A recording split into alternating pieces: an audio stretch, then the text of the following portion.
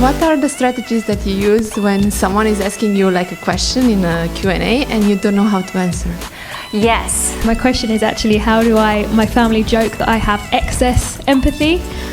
So in a business setting, how do I stop myself from having this kind of excess empathy, taking things personally, and also kind of missing the bigger picture because I'm so focused on, your one person's feelings, which is how I spend a lot of my time.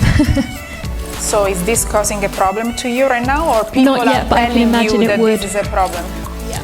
Well, first off, Fatima, amazing, inspiring words to start. Thank you. I really appreciated that. And the question is for Tara, though. You mentioned competition a minute ago, and I was curious who you see as your competitors, or maybe like indirect competitors, somebody in a similar space but a slightly different product. And then, we all, imposter syndrome is a kind of a common obstacle for all of us. Yeah. So how do you learn from your competitors and overcome that? Yeah, that's a great question. What is your number one favorite automation tool that you could lose all the other tools, but this one you really want and really love? by the time they get to that stage, they've genuinely had the idea that they're going to go to the venture capitalists, the dream killers, as I call them, because they're going to sit in front of 10 of us and they're going to be picked to pieces. So this is lovely. I'm a fan of this topic as well because I'm in sales, and sales is about persuasion, right? Yeah. So I think what I'm curious about is what's one mistake that you commonly see people make when they're trying to be persuasive, and what's one recommendation you have to mitigate that?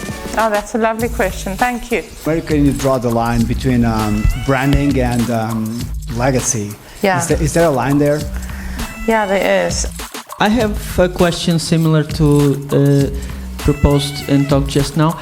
If you had $100 or 100 euros, what would you spend on branding or marketing? No, I prefer the 100,000 if you don't mind, because they believe they can sell to everybody.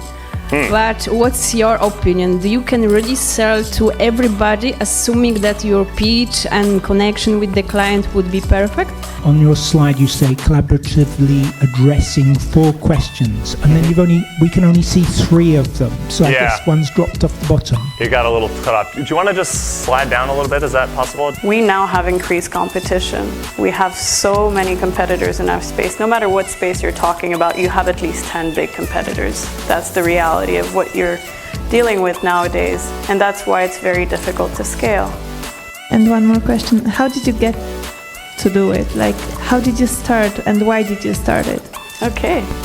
My name is Anju. Hi, Anju. I have to admit that I've been so many conferences. This is the very unorthodox presentation I have ever seen. Thank you. I guess, thank you. And thank you for your honesty, actually, as an entrepreneur. My question is, you mentioned connect with yourself. So I just wonder, is there something, how do you do that? Is there something that you do when you're in a coaching conversation, maybe physically, or something you think, or how do you connect with yourself in the moment when all of a sudden you reach that word or that question or that thing that really unlocks the coaching conversation that you're having? That's a very good question. Should I buy now? Because it's this urgency, this social proof.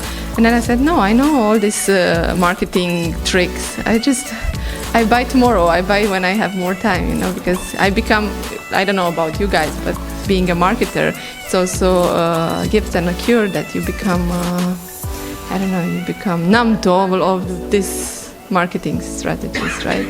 Yeah, well done for resisting the buy. My question is to Rodrigo, to what you just mentioned. Could you be more specific? How exactly you find out what your audience were searching for, where and how much and so on?